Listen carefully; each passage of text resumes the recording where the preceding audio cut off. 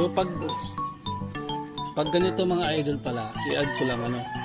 So para mag-concentrate na tayo dito sa pagpapabunga, namumulaklak na ito ng ating kamatis. So tanggalin na natin yung mga extra ng ano dito sa ating mga kamatis sa puno. So gaya nito, tanggalin na natin to.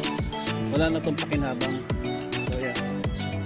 Tanggalin na natin yan para mag-concentrate talaga sa so ito wag na kasi okay. Wag na yan kasi ano yan, meron na yung lalabas na bulaklak. So dito tayo mag-concentrate sa baba.